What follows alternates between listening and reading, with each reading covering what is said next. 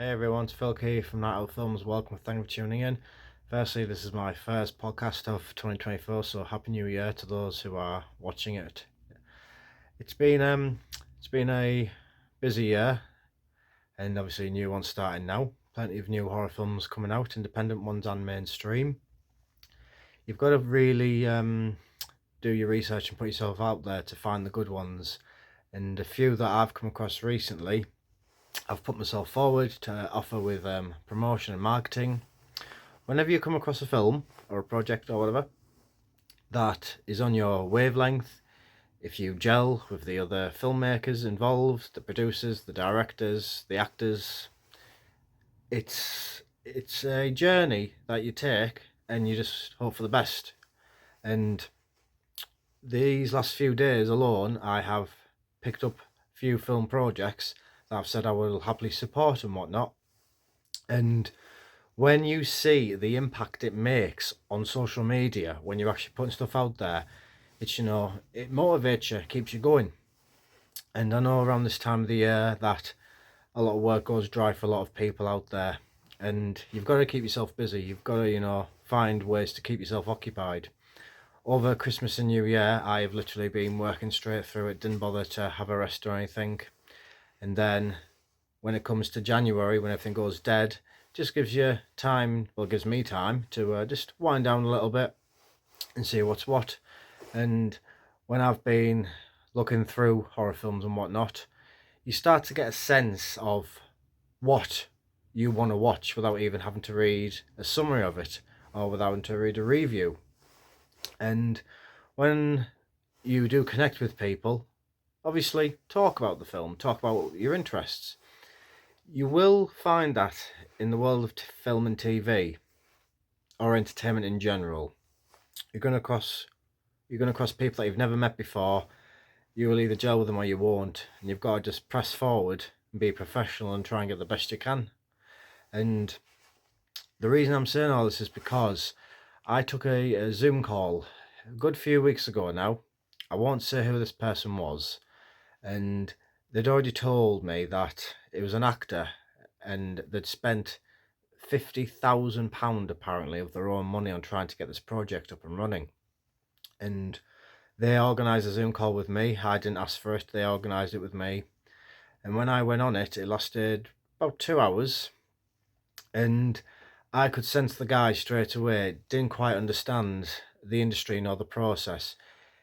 It was one of those chats, shall we say, where certain keywords he was using, but then when he was explaining how he'd done things, you could just tell he didn't know what to do. But rather than say that, you obviously try and find a bit of, foundation, bit of, common ground, just to sort of develop some basic foundations. He didn't do any of that. What did this individual do, however? Decided to start looking after his very small baby on camera, kept disappearing off camera, talking to the baby, and one word came to mind straight away: unprofessional. And I continued the Zoom call with him, but ultimately when I tried to help him make connections, his own ego got the better of him, and no one wanted to work with him in the end. And in the end, people came back to me saying, where the hell did you find this guy? And I was like, he found me. I was just trying to help him, and it backfired on him. Why did it backfire on him? As I said, big ego. He'd already spent 50 grand. Well, he had nothing to show for it if he had spent 50 grand. Being unprofessional on the Zoom call. If you are going to be speaking with an industry professional for the very first time that you've never met before, you're professional, you keep it professional, you put in that effort. If you can't, give advance warning. Say, if it shouldn't be like that, give advance warning. Say, something came up, I do have my family with me or whatever, I might be disrupted here and there, I do apologise in advance. He didn't do any of that. And after 2 hours, I already knew deep down it probably wasn't going to go anywhere, but as you do, you try the best you can, you support them until it just falls apart. And that's what it did with him. But ultimately, what did it teach me? You're going to come across people who think they know everything, pretend that they do know everything, try and act like they know everything. But when you start hitting the key points of, well, what's the development stage at? What's the pre-production stage at? Well, how far with the filming, the editing, whatever stage they're at, if they can't answer questions that are so basic information, that's just red warning sign straight away. Now, it's a new year ahead, and there is opportunities that are waiting to be created by yourselves. I've created another opportunity today by making this podcast and talking on it. Whenever people say online that, there's no work going on, there's no opportunities, go and find them yourself. Make your own. Don't wait around and sit for approval and, scratching your head thinking, well, what do I do today? Go out and film something or write something or do a podcast, do some research, watch a film, review a film. Put something out there so people can see you are active, you are proactive, Don't just sit on your computer diddling your thumbs. Put yourself out there. I know a lot of people today get anxiety. I get it, and it does make you anxious. Are you going to be rejected?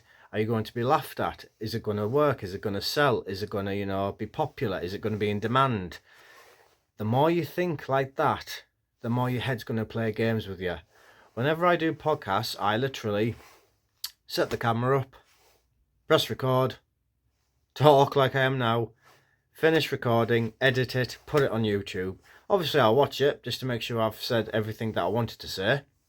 But when it comes to putting it out there, I don't think, oh, shall I take this down, shall I take that down?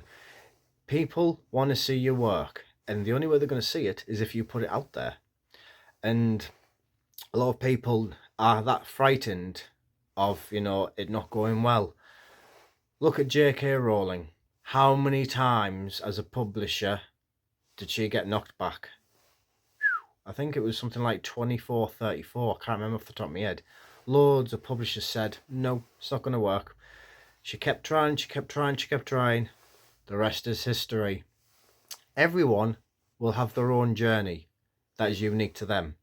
Everyone will be on their own journey and their own path that will work and will be different to them. It won't be the same as yours. I have connected on social media with countless horror filmmakers, producers, directors and actors. And the one thing I've come to learn is your connections, if you are connecting with the people on the wavelength you are, those connections that you are aiming for will naturally come to you without you having to reach for them, in a sense. Now, that's not to say, don't try and make contact to begin with. But I won't obviously give any names away here. There are 3 people on my Facebook who I had no idea I had actually connected with, and I watched their film, and then when I actually was going through the credits list, I spotted their name and I thought, why do I recognise that name? And then when I've gone on my own Facebook, I already have them added. So then what do? Write a review, super cool film, etc, etc. Shut it out there, shut the poster on, get people talking about it, and then, as expected, 9 times out of 10, the individuals of the project comment on it, and then conversation gets going. And it's unreal when it happens because you don't expect it to happen, but that is what has happened for me. And I have learned that don't force things to happen, let them happen naturally. The new Saw film, that's been out for several weeks now. I never bothered to watch it until just today, and it's a good film. I won't give anything away, and I can see why it's a good film, why people enjoyed it. There's a storyline there that quite a few people, even myself, can associate with. And as soon as I put the review up, loads of people started flooding my timeline straight away saying, really good film, etc, etc. Got people going. I had contacts on my list I didn't even remember I had talking to me about it, and then when I've looked at their profile, wow, you've worked on that, I didn't even know. Connections, they are so important, but you've got to network, make those connections and support each other, and then opportunities will come from that themselves. It's not like going on Indeed or going on a job website. It's not like that when it comes to this type of filmmaking. You've got to sort of swim around, see who looks like, see what they're like, see if I gel with them, see if, their profile, if you feel anything from it. One producer said to me a while back, an executive producer of a TV show for Nickelodeon, they basically said, I looked at your profile, Phil. I was like, right, okay. I didn't see any of this mentioned, which I was wanted to see mentioned, but you've mentioned this quite a bit. So it doesn't really hit the mark with me, that. I was like, all right, no worries. Well, thank you anyway for getting back to me. Was it disappointing? Yes. Could I have been any the wiser to that point? No. But that's ultimately what a lot of it comes down to. You've got to make sure that whoever you're connecting with, you understand their vision. Because, let's say, for example, I added a comedy film director and I started talking about, how good a particular scene was. That individual might hate horror, and they might look at my profile and might think, you know what, I appreciate your kind words, Phil. I'm not a horror fan, so I'm not going to bother going any further now. And you respect that and you move on. But then you might get someone that comes along, a comedy director, and they might say, look, I actually want to move into directing horror, and I like your style, Phil. I think I'd like to work with you. What do you say? And that's how the ball rolls. 2024 is all ours, guys. Make the most of it.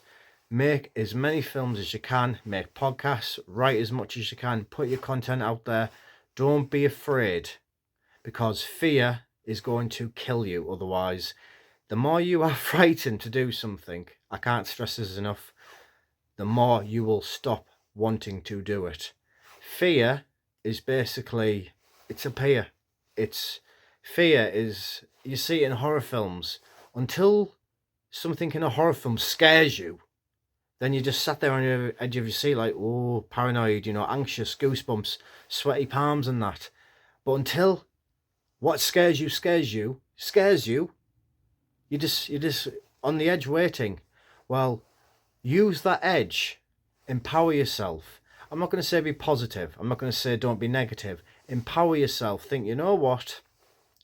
I want to shot a podcast out there today. Do it. Don't think about it. Do it. Do a fly on the wall if you have to. Improvise like I do. Sometimes I have to say to myself, right, yeah, I can talk about this, I want to talk about that. But then other times I just shut the camera on and press record. Don't think about it too much, because you take away your own creativity. Shut your content out there. Let the world see your best showcase. And you're plain sailing. Happy New Year again, guys. Take it easy. Thank you as always for tuning in.